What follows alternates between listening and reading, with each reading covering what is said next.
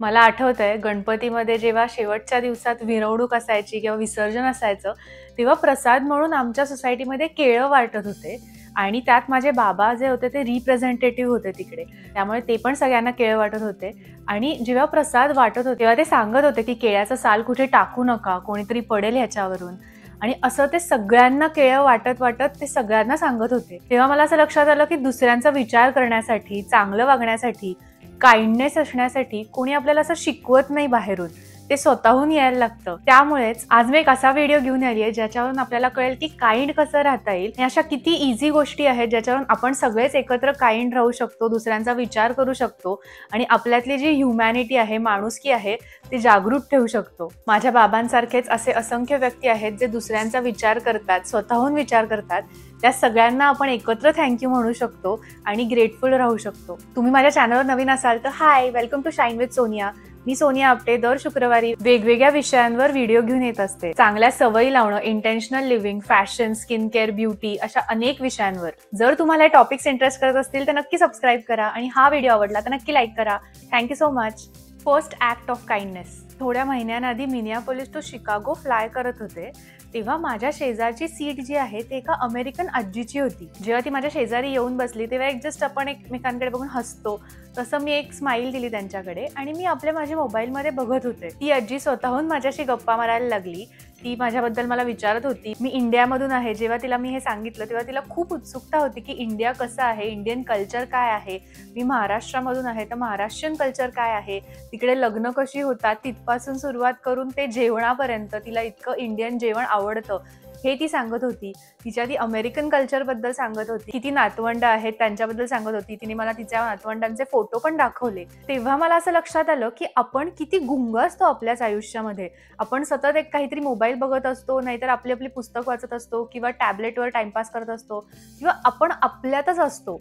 आता फ्लाईटमध्ये शेजारच्या व्यक्तीला आपण हाय हॅलो करण्यापेक्षा पुढे जाऊन काहीच बोलत नाही आणि त्या आजीशी बोलून मला इतकं रिफ्रेश झालं डोक्यामध्ये. आणि विदाऊट एनी जजमेंट आपल्या एकमेकांच्या कल्चर्स बद्दल जाणून घेणं किती छान वाटू शकतं. त्या आजीच्या काइंडनेसमुळे मला हे लक्षात आलं की परत मी मोबाईलमध्ये घुम्यासारखी न बसता पुढे कोणी माझ्या शेजारी येऊन बसलं तर त्यांच्याशी छान एक संवाद साधेन आणि एक आपल्या एकमेकांच्या कल्चर्स बद्दल किंवा एक इन जनरल गप्पा मारेन त्यांच्याशी. Second act of kindness. 4-5 वर्षाआधी मी आणि माझी आई तुळशीबागेत असंच शॉपिंग करायला गेलेलो होतो. तुम्ही जर का पुण्याचे असाल तर तुम्हाला माहितीच असेल की तुळशीबागेत लक्ष्मी रोडवर इतकी गर्दी असते आणि त्यामध्ये आम्हाला लवकर घरी जायचं होतं. त्यामुळे आम्ही खूप शॉपिंग करत पटापट पुढे चाललेलो होतो की चलो आता घरी जायचंय, पटकन 2-4 गोष्टी घेऊन जाऊ वगैरे. आणि तिकडे एक वळण येतं आणि त्या वळणावर एक आजोबा उभं राहून उदबत्ती विकत होते. आम्ही तिकडून पास झालो. थोडं पुढे गेल्यावर माझी आई म्हटली की थांब 1 मिनिट सोनिया, मी जस्ट जाऊन आले. ती परत त्या आजोबांपाशी गेली. आजोबा उदबत्ती विकतायत हे बघितलं तिने. 4च्या एवढ्या उन्हामध्ये उभं राहून उदबत्ती विकत होते ते. त्यामुळे माझी आई त्यांच्याकडे गेली. आम्हाला घरी अजिबातच गरज नसताना पण 5 ते 6 पॅकेट तिने उदबत्तीचे त्यांच्याकडून घेतले. 2 मिनिटं त्यांच्याशी गप्पा मारल्या आणि त्यानंतर ती परत आली. तेव्हा मला असं लक्षात आलं की आपण ह्या गर्दीमध्ये किंवा केओटिक लाईफमध्ये किती बिझी असतो. सतत काही ना काहीतरी आपले डेडलाईन्स असतात किंवा काही ना काहीतरी विचार असतात. पण त्यामध्ये पण 2 मिनिटं वेळ काढून कुठल्या तरी गरजू माणसाला त्याच्या हक्काचे पैसे देऊन आणि तिने इतकं असं काइंडली त्यांच्याशी संवाद साधून आम्ही पुढे गेलो. आणि त्यामुळे मला हे लक्षात आलं की आपण पण काही ना काहीतरी गरजू व्यक्तींसाठी केलं पाहिजे. जर का आपल्याकडे खूप काहीतरी जास्ती असेल, त्यांच्यापेक्षा जास्ती असेल, तर आपण त्यांना थोडं काही त्याच्यातलं दिलं तर त्यात काय बिघडलं. Third act of kindness. कॉलेजमध्ये लेक्चर्स संपल्यावर असंच आम्ही आमचा फ्रेंड्सचा ग्रुप जो होता तो बाहेर पडत होतो, पार्किंगपाशी जात होतो. एक्झामचं जे टेन्शन होतं त्याच्याबद्दल डिस्कस करत होतो आणि पार्किंगमध्ये जाताना एका गाडीवर आम्हाला एक पाकिट दिसलं आणि आम्ही आजूबाजू बघतो तर तिकडे कोणीच नव्हतं आणि ते लेडीज पर्स होती. कुठलीच मुलगी दिसत नव्हती आम्हाला. त्यामुळे आम्ही तिथे गेलो, पाकिट उघडून बघितलं तर त्याच्यामध्ये एक लायसन्स होतं, एक आधार कार्ड होतं आणि काही पैसे होते आणि पैसे जास्ती होते. त्यामुळे आम्हाला लक्षात आलं की कोणीतरी हे पाकिट विसरून तर गेलेलं आहे नक्कीच. त्यामुळे आम्ही नंबर तिकडे जो होता त्यांच्या मोबाईल नंबरवर कॉल करून बघितला. तिने कॉल उचलला. तिला सांगितलं की तुझं पाकिट इकडे विसरलेलं आहे, आम्ही आता कॉलेजमध्येच आहोत, तू येऊ शकतेस, इट्स सेफ. तिला इतकं हुश्श वाटलं. ती इतक्या वेळा थँक्यू म्हणत होती फोनवरच. ती आम्हाला लगेचच म्हणली की मी आलेच, प्लीज तुम्ही थांबा वगैरे. आणि आम्ही थांबलेलो. 15 मिनिटात ती तिकडे आली आणि 15 मिनिटात ती तिकडे आल्यानंतर तिचा चेहरा अगदी हुश असा रिलॅक्स झालेला आणि तिला असं लक्षात आलं की आपलं वॉलेट इकडे राहिलेलं आणि काही मुलांनी आपल्यासाठी तिकडे थांबले आणि ते वॉलेट तिकडे दिलेलं होतं. त्यामुळे तिने आमच्यासाठी मोठी अशी एक कॅडबरी पण आणलेली as a gesture of thank you.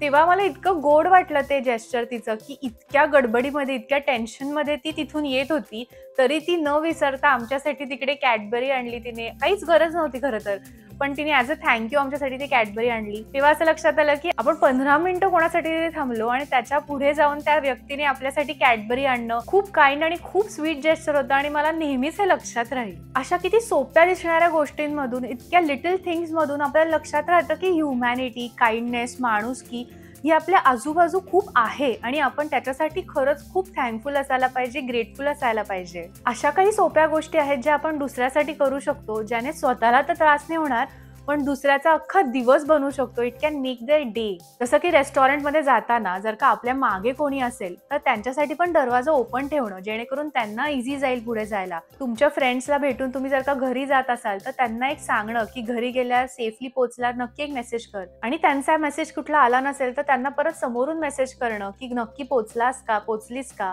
ह्याने आपण फक्त बोलतोय म्हणून नाही, पण आपल्याला ऍक्च्युली काळजी आहे त्या फ्रेंडची हे लक्षात येईल. किंवा आपल्या जवळच्या माणसाला त्यांच्या वाढदिवसाला 12ला डॉट विश करणं. समोरचा व्यक्ती काही सांगत असेल तर ते चांगल्या पद्धतीने ऐकून घेणं, एक चांगला लिस्नर बनणं. समोरचा व्यक्ती जर का खूप खुश असेल, एक्सायटेड असेल कशासाठी तरी, तर त्याच्या आनंदात सहभागी होणं आणि त्यांच्या बरोबर एकत्र सेलिब्रेट करणं. आपल्याला आपली चूक जर का झाली असेल हे माहिती असेल तर लगेच सॉरी म्हणणं आणि what can I do better हे विचारणं. कुठे पब्लिक ट्रान्सपोर्ट वरून जाताना, बस, ट्रेन मधून जाताना कोणी उभं राहिलं असेल तर आपण थोडं ऍडजस्ट करून त्यांना एक त्यांची जागा देणं किंवा आजी आजोबा असतील तर आपली जागा त्यांना देणं. माझे सासरे इतके दिलखुलासपणे समोरच्याचं कौतुक करतात की ऐकल्यावर इतकं भारी वाटतं.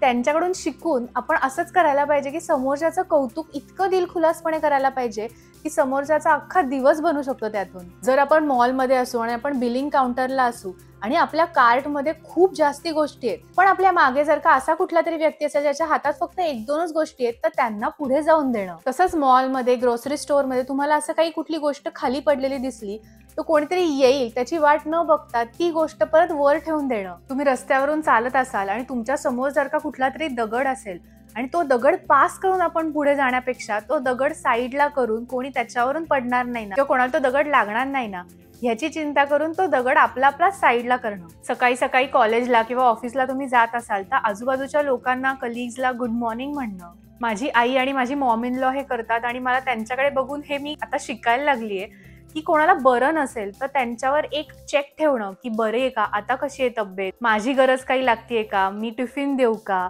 म्हणजे अशा छोट्या छोट्या गोष्टींमधून कळणं की आपल्या त्या व्यक्तीची किती काळजी आहे आणि आपल्याला जसं जमेल तसं त्यांच्यासाठी अवेलेबल राहणं. पार्टीला किंवा गेट टुगेदरला इन्व्हाइट करताना तू नक्की ये प्लीज, मला खूप आवडेल तू आलीस तर, हे म्हणणं रादर दॅन जमत असेल तर ये. There is a difference, right. आपल्याला जगायचं असेल तर आपल्याला जेवायला अन्न, प्यायला पाणी आणि राहायला घर लागतं. तसंच एक काइंड हार्टेड आणि चांगला माणूस बनण्यासाठी कोणी लहानातली लहान गोष्ट केली तर थँक्यू म्हणणं, स्माइल करून बोलणं, आपली काही चूक झाली असेल तर सॉरी म्हणणं, प्लीज म्हणणं किंवा एकंदरीत एक दुसऱ्यांचा विचार करून करणं हेच आहे ना. वी नेव्हर नो, आपल्यामुळे आपल्या समोरच्याचं किंवा आजूबाजूच्या लोकांचं अख्खं आयुष्य चेंज होऊ शकतं ह्यामुळे. आय एम सो ग्रेटफुल तुम्ही शेवटपर्यंत हा व्हिडिओ बघताय आणि आतापर्यंत तुम्ही इतका मला सपोर्ट दिल्याबद्दल. तसंच तुमच्या जवळच्या व्यक्तीने तुमच्यासाठी काही केलंय आणि तुम्ही खूप थँकफुल आहात तर तुम्ही त्यांना तुमचं ग्रॅटिट्यूड व्यक्त करू शकता. Thank you so much for watching till the end. See you soon.